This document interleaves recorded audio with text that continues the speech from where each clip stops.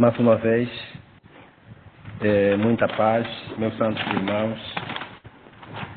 Estaremos aqui a dar início à abordagem do tema O Cristão e a Ciência. Um tema este que, de facto, muito valioso e que também acarreta muita responsabilidade, isto pelo fato de que existe muita inclinação para se falar sobre o cristão e a ciência. Vários pontos para aqui refletirmos em termos da ciência, em termos do cristianismo, mas em tudo o Senhor, na medida de fé e capacidade que me conceder para falar desse tema, assim estarei abordando com os santos. Espero que todos aqueles que estão atentos a este momento chegam de compreender a minha limitação, de certo modo, para falar do tema. Limitação me refiro ao fato de que talvez muitos podem esperar, não é, que certos pontos relativamente à ciência poderiam ser abordados e, de certo modo, pode ser que não chegarei até a essa, digamos, a essa situação de poder preencher essa lacuna da parte de muitos irmãos. Mas em tudo estaremos falando um tema muito bonito e com isso gostaria de, em termos de começo, utilizar o livro de 1 Timóteo, capítulo de número 6, e assim estaremos fazendo a leitura. Em 1 Coríntios, capítulo do número 6, eu gostaria de ligar alguns textos para assim servir de o princípio da nossa abordagem. Para todo efeito, em 1 Timóteo, capítulo 6, começando no versículo de número 12, diz assim a palavra do Senhor: milita a boa milícia da fé, toma posse da vida eterna, para a qual também foste chamado, tendo já feito boa confissão diante de muitas testemunhas. Mando-te diante de Deus, que todas as coisas vivifica, e de Cristo Jesus, que diante de Pôncio Pilato deu testemunho de boa confissão, que guardes este mandamento sem máculas e repreensão até a aparição do nosso Senhor Jesus Cristo, a qual ao seu tempo mostrará o bem-aventurado e único poderoso Senhor, Rei dos reis e Senhor dos senhores, aquele que tem ele só a imortalidade e habita na luz inacessível, a quem nenhum dos homens viu nem pode ver, ao qual seja honra e poder eterno. Amém. Também lendo o versículo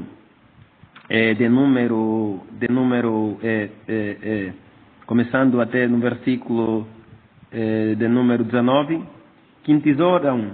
que tesorem para si mesmo um bom fundamento para o futuro, para que possam alcançar a vida eterna. Ó Timóteo, guarde o depósito que te foi confiado, tendo horror aos clamores vãos e profanos e às oposições da falsamente chamada ciência, a qual, professando alguns, se desviaram da fé. Graça seja contigo. Amém. Para todo efeito, o livro que nós lemos, dirigida a Timóteo, Paulo escreveu naturalmente a Timóteo, como uma forma de poder, de certo modo, chamar a atenção desse jovem relativamente àquilo que era o modo como muitos estavam a caminhar, estavam de facto a se inclinar relativamente à questão de fé e razão. Então, para esse efeito, Paulo foi um dos homens que muito frequentou a Grécia, não é? Muito frequentou a Grécia e que se deparou com muitos filósofos, muitos cientistas, e que muitos deles, na maior parte das vezes, procuravam discutir com Paulo certas realidades voltadas para a vida cristã ou mesmo relativamente àquilo que era a vida do nosso Senhor Jesus Cristo. Então, para esse efeito, nós podemos compreender que o apóstolo Paulo, ao escrever para Timóteo a necessidade de que ele tinha que militar a boa milícia pela fé,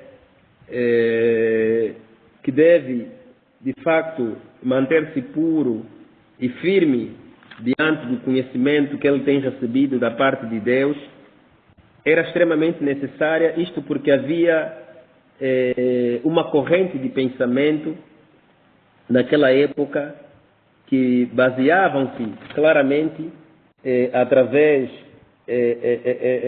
da ciência como uma forma de poder viver uma vida sã no mundo, rejeitando assim todo o conhecimento ou a verdade, tanto que Paulo pregava, quanto que outros irmãos também assim anunciavam em outras localidades, referentemente ligada à Grécia. Então, para esse efeito, meus irmãos, falando sobre a ciência, nós encontramos, de certo modo, que a ciência, ela não é má. Em seu sentido absoluto, ela não é má. Porque a ciência sempre trouxe argumentos que, de facto, como dizia alguns santos irmãos, como Tomás de Aquino, entre outros, não é? Que a ciência só veio muitas das vezes para iluminar, não é, aquilo que é a realidade de Deus, aquilo que é a realidade de Deus. E outros diziam que, de certo modo, Deus é revelado através da ciência, trazendo a essência sobre o universo, sobre aquilo que são a composição do próprio universo e os modos como tudo que compõe o universo foi de facto feito. Então, para esse efeito, nos dizem que o mundo, ou a base como Deus se revelou no mundo, teve três fases. Deus se revelou por meio da natureza, Deus se revelou por meio dos profetas e Deus se revelou através do seu Filho. Então, Deus se revelando por meio da natureza, claramente vemos aqui o facto de que o apóstolo Paulo falava em Romanos capítulo 1, Paulo vai falando relativamente a essa verdade quando ele começa a dizer no versículo de número 19: porquanto o que de Deus se pode conhecer, nele se manifesta, porque Deus lhe manifestou. Porque as suas coisas invisíveis, desde a criação do mundo, tanto o seu eterno poder como a sua divindade se entendem claramente e se vê pelas coisas que estão criadas, para que eles fiquem inexpulsáveis. Então, todas essas coisas que Deus criou, naturalmente, revelam aquilo que é a vontade de Deus. Uma vez um cientista dizia, eu estava a pensar em poder servir a Deus, mas eu observava que em todas as investigações que eu fazia, revelava uma parte de Deus, revelava aquilo que era o poder de Deus, aquilo que era, seja, aquilo que é de facto a sabedoria de Deus em ter criado, em ter estabelecido, em ter composto todas as coisas no mundo. Quando se estuda sobre a astrologia, quando se estuda sobre a biologia, olhando para o ser humano, revela claramente aquilo que é o poder de Deus, aquilo que é a sabedoria de Deus, em como Deus criou o ser humano, como Deus colocou os seus órgãos, o seu organismo, tudo isso, revelando também relativamente aquilo que é a composição, digamos assim, da astrologia, não é? Temos a lua, que serve naturalmente para resplandecer à noite, o sol para resplandecer de dia, temos as estrelas. Todas essas composições vão mostrar aquilo que é a natureza de Deus. Então, de certo modo, a ciência não é errada no seu sentido absoluto. Não é errada no seu sentido absoluto. Mas, em muitas situações, ela pode ser um perigo muito grande para a fé. Em muitas situações, ela pode ser um perigo muito grande para a fé. De facto, ela pode ser um perigo muito grande para a fé. Começando agora aqui o meu discurso, porque que eu claramente estou a dizer essa coisa. Primeiro, eu gostaria de ler com os irmãos 2 Coríntios, capítulo 10, versículo de número 5. Em 2 Coríntios, capítulo 10, no versículo de número 5, diz assim as Escrituras: porque as armas da nossa milícia não são carnais, mas sim poderosas em Deus para a destruição das fortalezas, destruindo os conselhos e toda a altivez que se levanta contra o conhecimento de Deus, certo? E levando cativo todo o entendimento à obediência a Cristo, E em Colossenses também, capítulo de número 8, Colossenses, capítulo de número 8, capítulo 2, versículo de número 8, as Escrituras diz que, tendo cuidado para que ninguém vos faça presa sua, por meio de filosofias vãs, subtilezas, segundo a tradição dos homens, segundo os rendimentos do mundo, e não segundo a Cristo. Vejamos que, irmãos, quando falamos sobre a ciência e o cristão, eu de certo modo vejo que nós estamos a falar sobre batalha espiritual. Para o apóstolo Paulo, de acordo aos textos que nós lemos, existe uma batalha espiritual muito grande que é travado a nível espiritual. E essa batalha espiritual não é contra a carne ou contra o sangue, não é? Mas sim contra os principados e potestades. E quando aqui nós falamos sobre batalha espiritual, não me refiro naturalmente como os carismáticos ou os pentecostais, muitas das vezes pensam que batalha espiritual é orar, né? Chamar o nome de demônios, como Xangô, Chucaveira, Zé Pilantra, etc. Não é essa batalha espiritual que as Escrituras nos apresentam e que, de certo modo, o apóstolo Paulo travou. A batalha espiritual que o apóstolo Paulo travou é relativamente a certas filosofias, ciências e conhecimentos que se levantavam contra o conhecimento de Deus. De facto que essas filosofias, na verdade, serviram como meios para desviar muitos crentes na época de Paulo, porque muitos seguiam palavras vãs, filosofias, pensamentos, etc.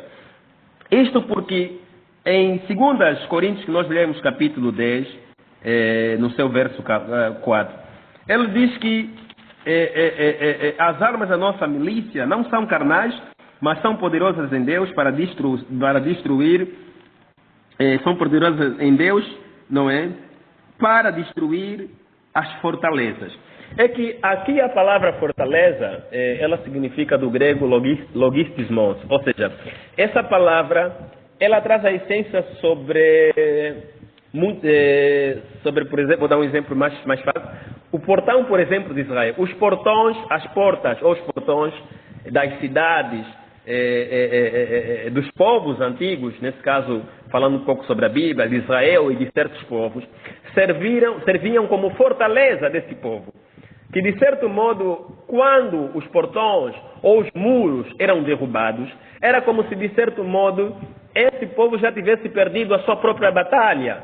Se fosse para poder se armar, não era simplesmente armar-se em termos de soldados, armar-se em termos de utensílios ou artefatos que serão utilizados para combater na guerra, mas era ter os seus portões, ter os seus muros protegidos para que o inimigo não pudesse tomar o arraial.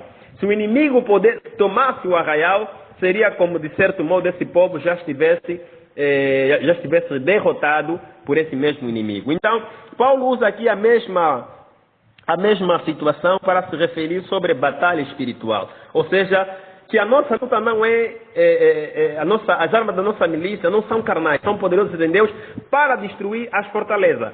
O que são fortalezas, de acordo a Paulo? São raciocínios, pensamentos, lógicas que não provêm de Deus, mas sim de Satanás. Essas lógicas, esses raciocínios são extremamente perigosos, que eu até posso chamar de ciências ou filosofias que contradizem a veracidade das Escrituras, que contrariam, digamos assim, os princípios de Deus. Contrariavam o Evangelho do nosso Senhor Jesus Cristo.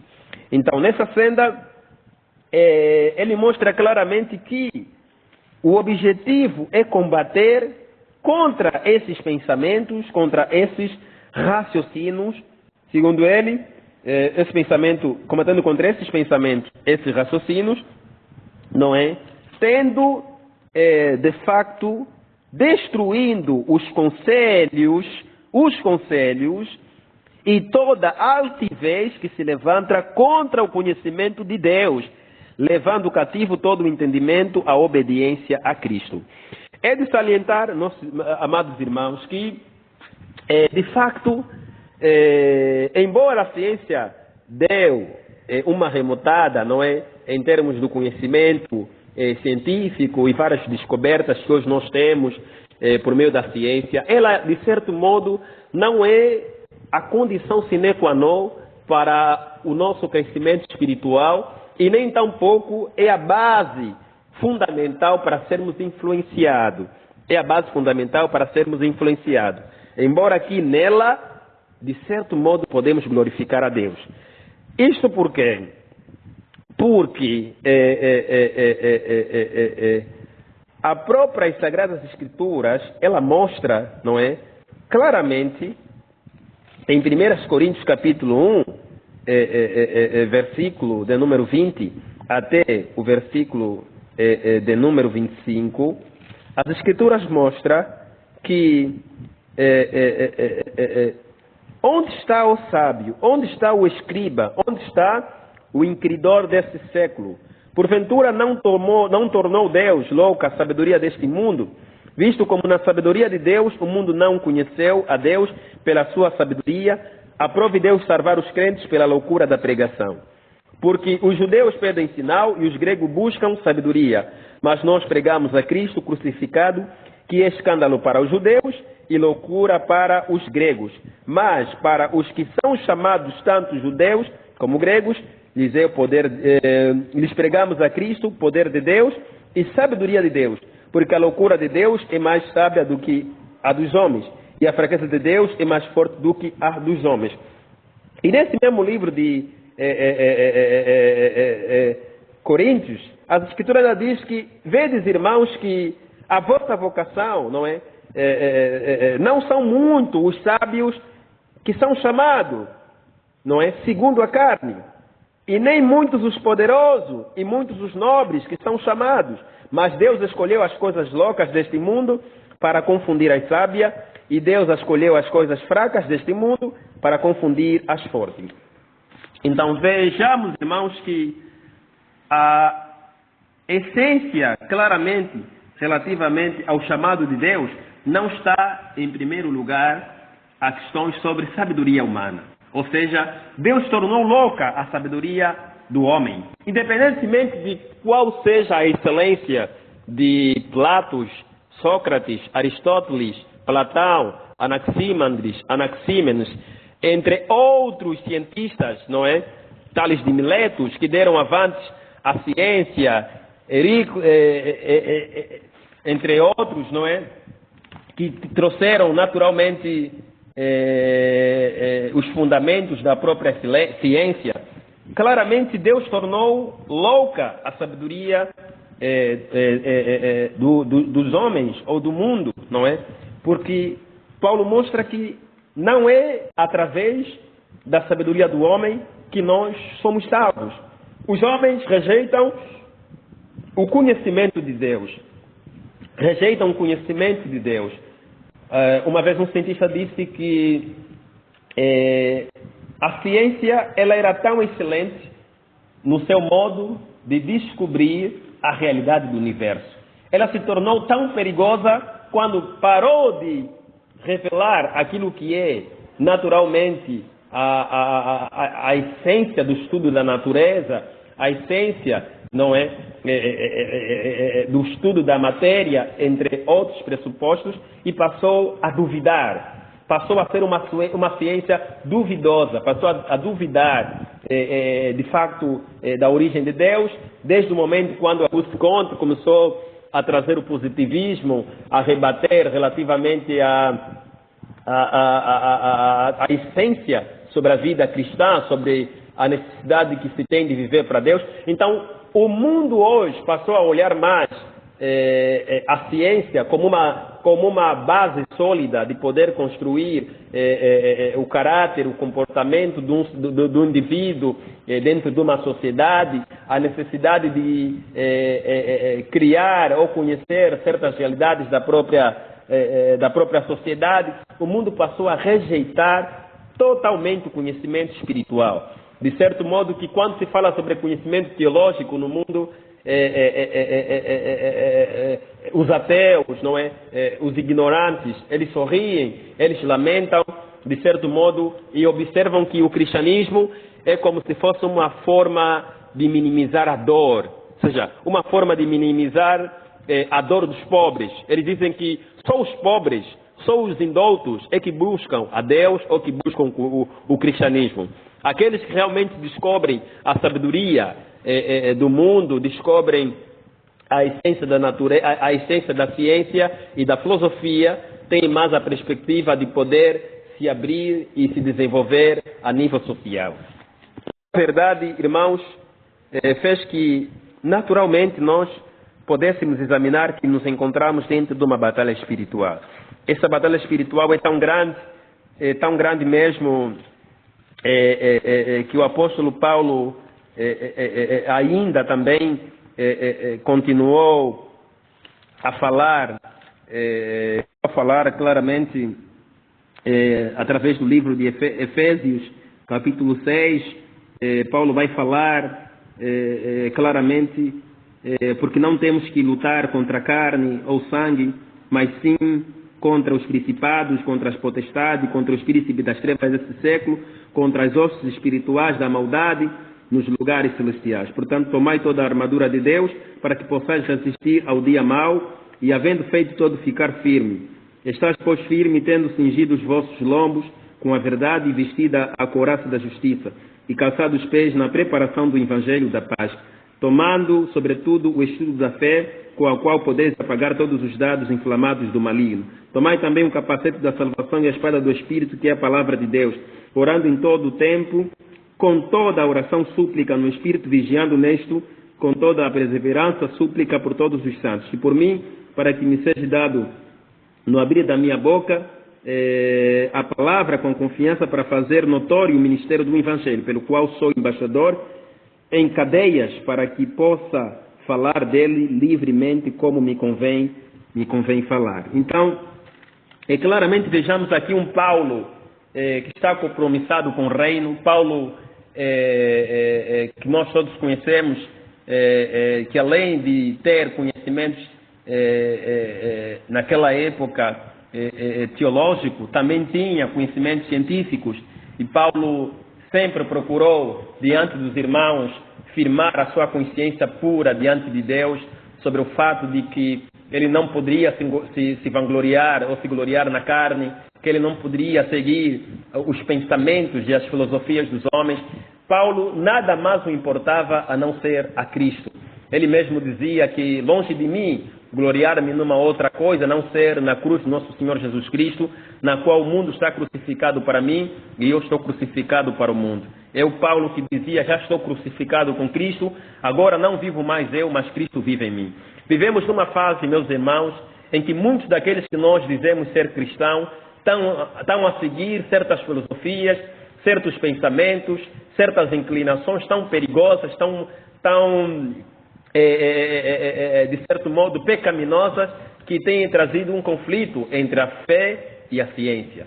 Que de certo modo muitos hoje criaram até caminhos para poder assim fazer uma comparação entre a fé e a ciência, na possibilidade de achar mais zelo na ciência do que na fé.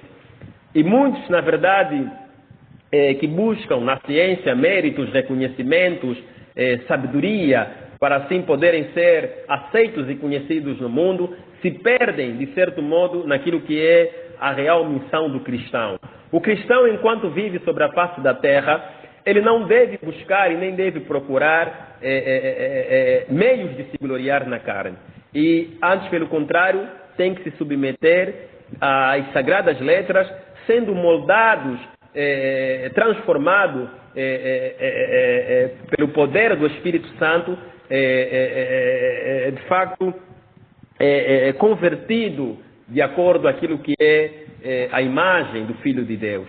E nesta senda é importante que nós aqui debruçamos que desde o momento que muitos de nós entramos para as universidades, passamos a ser estudiosos da ciência, muitos de nós se perdemos, muitos de nós passamos a ter um desequilíbrio espiritual, no sentido de que hoje muitos perderam a necessidade de ler as Escrituras, de orar constantemente. Hoje há muita possibilidade de ler um dia um livro científico do que ler as Escrituras Sagradas. Antigamente líamos a Bíblia em um ano, hoje lemos simplesmente para ler um versículo da Bíblia em um dia é extremamente difícil, Então vivemos numa era onde muitos estão a se tornar crentes mornos, estão a se deixar levar pelas afeições do mundo, pelos interesses carnais, buscando sempre,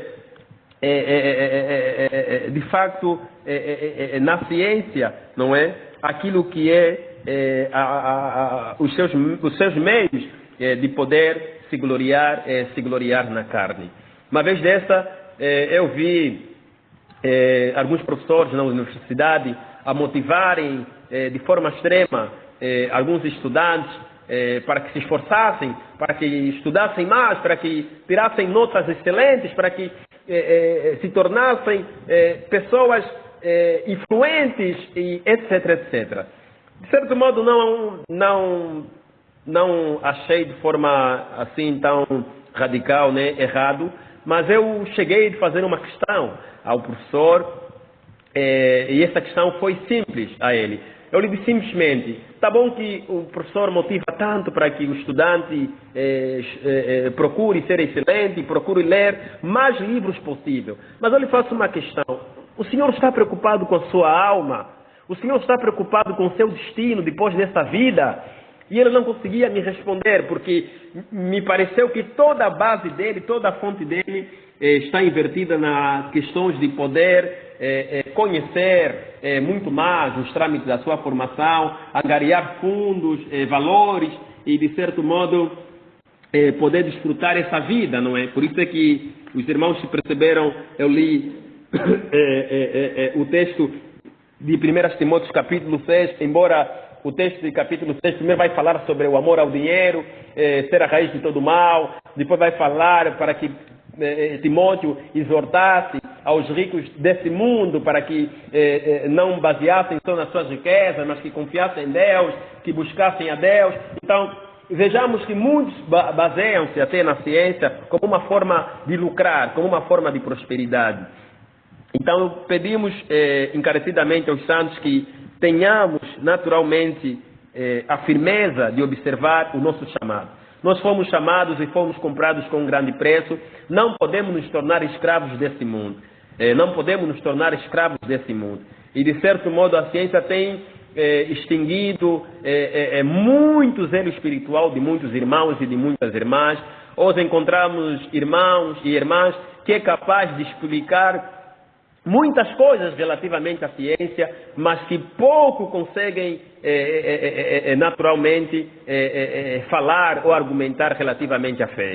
Hoje encontramos muitos irmãos que podem perder tempo em dar uma palestra sobre como ser rico, em dar uma palestra naturalmente sobre a história de Angola, sobre qualquer outra situação, mas irmãos que não têm tempo de poder pregar o Evangelho. Irmãos que não têm tempo de anunciar a palavra de Deus, porque se prendem unicamente na sabedoria dos homens, buscam meios e métodos para poderem ser aceitos e admirados. Somos meninos porque estamos a crescer mais, de facto, em termos científicos, estamos a ser sábios segundo o mundo, estamos a ser capazes de poder explicar, esclarecer, argumentar certas situações do mundo, mas não conseguimos argumentar sobre Deus.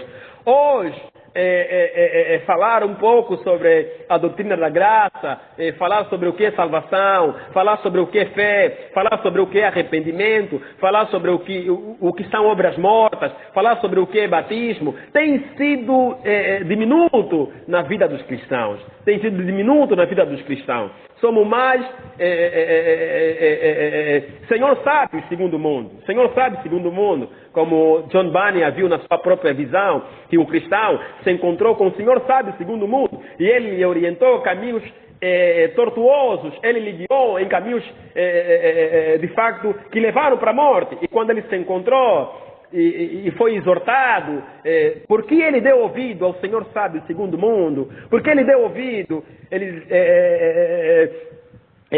o evangelista lhe alertou para que ele tomasse cuidado com esses falatórios, tomasse cuidado com esses homens que contradizem o evangelho do nosso Senhor Jesus Cristo. Talvez muitos se encontram num terreno pedregoso, estão a caminhar lentamente para o Senhor, estão a correr tanto para a ciência, estão a se basear muito naquilo que de fato a ciência oferece, né? Como os tais ditos panafricanistas que duvidam sobre o fato de que claramente o cristianismo é para os angolanos. Eles dizem não, o cristianismo não é para os angolanos têm as suas culturas. Um dia eu perguntei, qual é a cultura dos angolanos? Eles disseram as nossas tradições. Eu questionei a Umbanda, a Quimbanda, e todos esses meios. Você se refere que esta é a nossa religião? Ele disse, sim, é a nossa tradição. E eu vi que tal pessoa que outra hora cria no Senhor e estava a trazer esse argumento devido ao facto de que foi estudando através da história a origem de Angola, de África, como é que o cristianismo chegou em Angola e etc. Foi engodado pela cobiça dos seus pensamentos e caiu de facto nessas inclinações errôneas, de modo que chegou até de blasfemar o caminho santo com tal situação. Então, tendo cuidado para que ninguém vos faça presa sua por meio de filosofias vãs,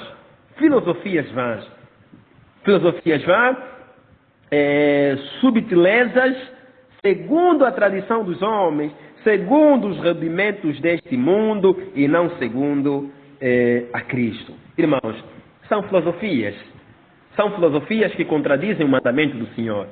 E é necessariamente que nós estejamos atentos, equilibrados, porque nós temos fomos chamados e fomos comprados com um grande preço. Não devemos nos tornar servos do pecado. E uma das formas de se tornar servos do pecado é, de facto, dar mais atenção àquelas filosofias enganosas, àqueles pensamentos que contradizem o Evangelho do nosso Senhor Jesus Cristo. E Paulo foi esse que combateu em Antioquia contra as dessas feras, foi esse que combateu contra os filósofos, contra muitos daqueles que utilizavam, porque os gregos pediam sabedoria, e Paulo pregava a Cristo crucificado, que de facto loucura, era escândalo para esses homens. E eles não conseguiam compreender a natureza divina, a essência naturalmente dos princípios de Deus. Deus se revelou, de facto, que todas as coisas que a própria natureza revela, desde a biologia, entre todas as outras ciências, vão trazendo aquilo que já, desde antemão, o Senhor já falou em sua palavra. O Senhor já revelou o fato de ter criado o homem, a sua imagem, o fato de que Deus, de facto, com seu poder e sabedoria, fez todas as coisas. Fez todas as coisas. Então, meus irmãos, é muito importante termos esse equilíbrio, não é? Para que não sejamos levados por ventos de doutrinas. Não me refiro só àquelas doutrinas voltadas para uma mal interpretação da Bíblia, mas até aquelas doutrinas que vêm naturalmente do mundo. Para isso, Satanás tem sido um agente que tem propagado as suas filosofias no mundo. Alguma vez alguém disse que antigamente, na época da igreja não é primitiva, Satanás perseguia a igreja por meio da morte, das tribulações, das aflições. Era tão grave ver os irmãos a morrerem apedrejados, ver os irmãos a morrerem crucificados, decapitados, ser colocados como tocha acesa no templo de Nero e ser lançados no tanque de óleo quente, ser lançados no Coliseu para serem devorados pelos leões. Mas parece que no nosso tempo, irmãos, é mesmo ciência, é mesmo conhecimento que está a se fazer perder. É muitas pessoas a terem uma mente de Satanás, a terem pensamentos carnais, como a própria Bíblia fala, a terem pensamentos carnais, e que esses pensamentos estão a influenciar muitos daqueles que se dizem cristãos a um caminho tortuoso. Daqui eu dou muito obrigado pelo tempo que os irmãos me concederam para poder abordar este assunto. Muito obrigado pela atenção, para todos aqueles que irão acompanhar o áudio. Como já disse desde o princípio, na minha fraca capacidade de argumentar, não é, sobre este tema, simplesmente expus aquilo que era, de facto, o que o Senhor me concedeu nos estudos que fui fazendo sobre a ciência e o cristão. Repito a dizer que, para mim, a ciência e o cristão parte também por uma batalha espiritual. É uma batalha espiritual entre o mundo e a verdade de Deus. Entre o mundo e a verdade de Deus. Entre a cultura do mundo e a cultura de Jesus. É uma batalha espiritual. Se muitos de nós dormimos, irmãos, vamos nos perder, e teremos irmãos aqui que vão se perder, que vão seguir caminhos tortuosos, que terão pensamentos errôneos, que irão contradizer as Escrituras, que até há muitos que já vêm com filosofias do tipo que a Bíblia não é verdadeira, que a Bíblia tem erros, que a Bíblia não é a palavra de Deus, que a Bíblia tem a palavra de Deus. Muitos vêm com essa ideia porque leram muitos livros, porque buscaram muitos pensamentos que de facto contrariaram aquilo que eram os princípios basilares que eles aprenderam. Então, seja aquela exortação que Paulo deu a Timóteo: Timóteo, guarda o teu bom depósito. Timóteo, lembra-te das pequenas letras que você aprendeu com a tua mãe, com a tua avó. Então, irmãos, lembremos das pequenas letras que aprendemos com o Senhor, lembremos de todas as verdades que temos aprendido, temos recebido, e nos esforcemos mais a fé e a piedade. Nos esforcemos mais a agradar o Senhor, nos esforcemos mais a agradar os santos, fazer o bem a todos, principalmente os da família da fé. Há irmãos que não dormem só para ajudar um descrente que tem dúvida em uma disciplina, tem dúvida em uma situação portada para a ciência, mas não conseguem fazer esforço para poder ajudar irmãos que estão a fracassar na fé, irmãos que têm dificuldades espirituais, irmãos que necessitam de um acompanhamento extremo, um acompanhamento rigoroso da parte dos santos. Então, meus irmãos, que possamos nos rever, que Deus nos abençoe, que Deus nos guarde. Muito obrigado a todos, muito obrigado, irmão pequeno por ter me solicitado para poder abordar sobre esse tema. Que o Senhor abençoe as igrejas, as santas irmãs, que todos possamos crescer no conhecimento e na verdade do Senhor. Muito obrigado, em nome de Jesus. Amém.